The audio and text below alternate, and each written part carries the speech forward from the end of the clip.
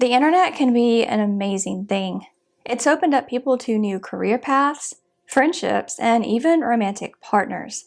But the internet has a dark side, and today's case involves a girl who may have been lured by someone online. Let's talk about Mekayla Bali, who went on a strange excursion around her hometown before vanishing without a trace. Mekayla Margaret Kim Niebergall was born on July 2nd, 1999 in Regina, Saskatchewan in Canada. A few years later, she was joined by younger brother Joshua, and about a year after that, a younger sister named Elira. Mekayla's mom is Paula Bali, who went by Paula Niebergall at the time. Her father is believed to be a man named Rick Bright, who was not involved in her life. By 2016, a teenage Mekayla lived in Yorkton, Saskatchewan, a relatively small town of about 16,000 people. According to Paula Bali, her daughter was a good kid who didn't like to go out or party much, but would rather stay at home and have a quiet night by herself. Mekayla loved playing the violin and was a fan of the Hunger Games, as well as the popular video game League of Legends.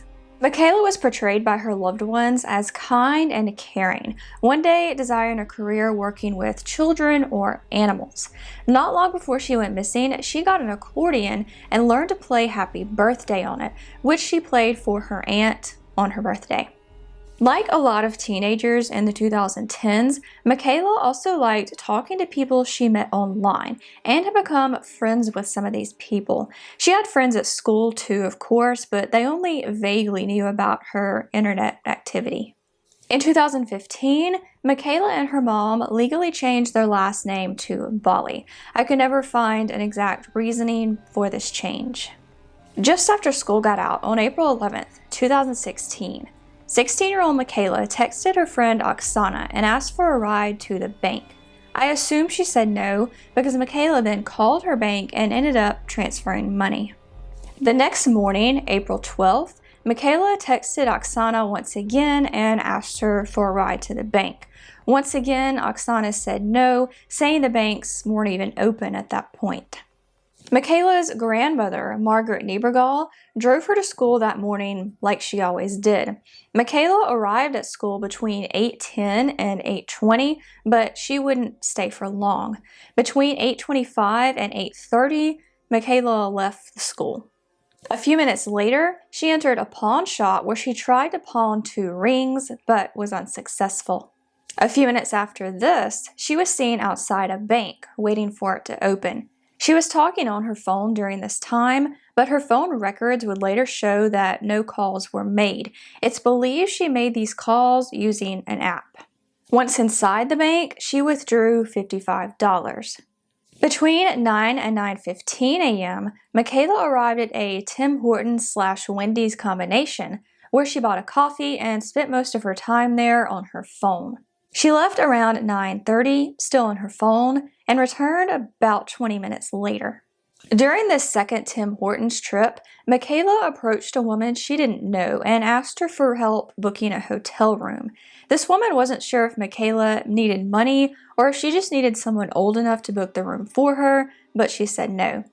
Around 10 a.m., Mekayla texted 2 of her friends saying, "I need help." About 20 minutes after that, she sent another text that said, "Don't worry, I figured it out." Mekayla's friend Shelby, one of the friends she had sent the text to, had left her phone at home that day and didn't see the messages until after school. At the time, she didn't think anything of it. She just thought Mekayla needed a ride somewhere or help with her homework. But back to that morning. Around 10:40, Mekayla left Tim Hortons again for the final time.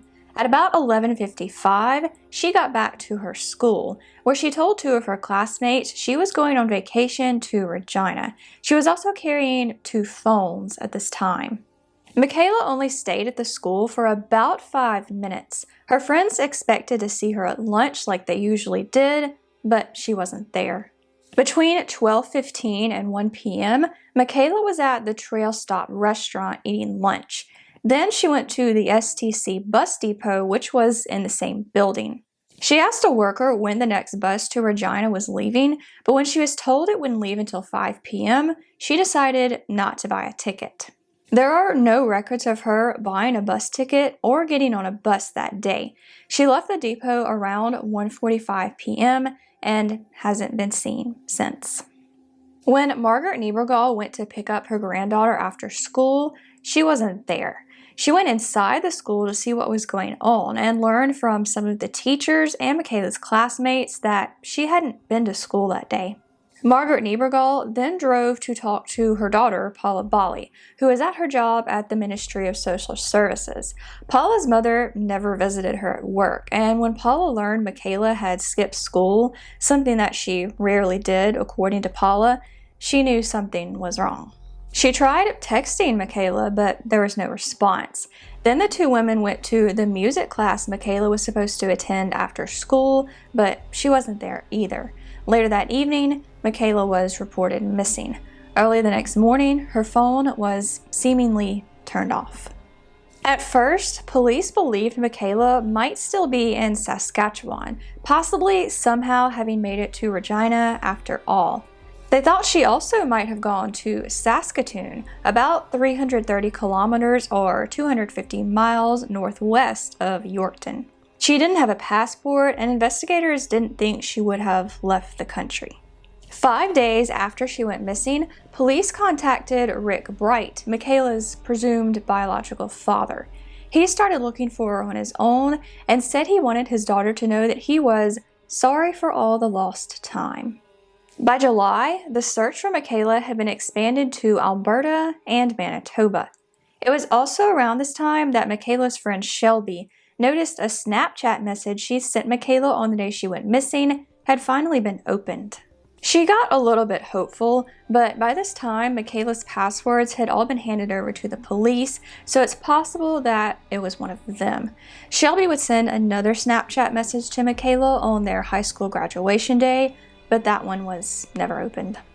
Also in July of 2016, police were looking for an unknown man who was at the Trail Stop restaurant at the same time as Mekayla. A description of the man and an artist's sketch of his unique arm tattoo were circulated around, with the hopes he could be identified and questioned. A man did eventually come forward, saying he thought he was this unknown man police were looking for. He was interviewed, but as it turned out, he just held the door open for Mekayla at the restaurant and didn't know anything about her disappearance. And there were other leads too. The Valentine's Day before she went missing, Mekayla had had flowers delivered to her at school by a sender she kept anonymous. She didn't even tell her friends who this mystery gift giver was. Police were able to track this person down, but ruled them out as being involved. They also looked into a few people she'd been talking to online, but this also led to dead ends. In October of 2016, Mekayla was reportedly sighted in Vancouver, so Mekayla Bali traveled there and hung posters. More alleged sightings later that month put her in Burnaby, BC, about a 20-minute drive from Vancouver, as well as Seattle and Portland. It's not clear how Mekayla got across the border without a passport, whether she somehow obtained one under a fake name or got across illegally in some other way. But it was around this time that the National Center for Missing and Exploited Children got involved. This is an organization I've mentioned on my channel quite a bit, and they're normally only involved in American cases, but they did get involved here, I assume because of the reported sightings of Mekayla in the US. In 2017, a lake and woods near Mekayla's high school were searched, but these searches turned up no new evidence. In 2018, the $25,000 reward for information in the case was increased to $50,000 by an anonymous donor. In an unusual move, the donor would later ask for the money back, once again reducing the amount to $25,000. In August 2019, a man in Edmonton said he was pretty sure he'd talked to Mekayla outside a bar there the previous March. He said he didn't realize who she was at the time, but eventually connected the dots and contacted police. However, they were unable to confirm the sighting. A January 2020 tip suggested she might be in Penticton, but this once again led to nothing. Over the years, there have been several fundraisers for Mekayla, as well as a website started by her family, which I will leave a link to below. Since Mekayla's disappearance, her mom has taken unpaid time off and spent an estimated $45,000 looking for her daughter. She's looked in every major city in Saskatchewan numerous times, and police have investigated over 600 tips. But 5 years later, there's still no sign of Mekayla. So what happened to Mekayla Bali? There are a few theories and some speculation I want to go over. The first theory is that Mekayla ran away. This is what her classmates thought when she first went missing. Several online sleuths have commented on how planned and calculated her movements on the 12th seemed, like she had something specific in mind she was set on doing. She could have simply wanted to go off the radar and start a new life. If this was the case, she could be living out her life somewhere, or unfortunately could have met with foul play at some point.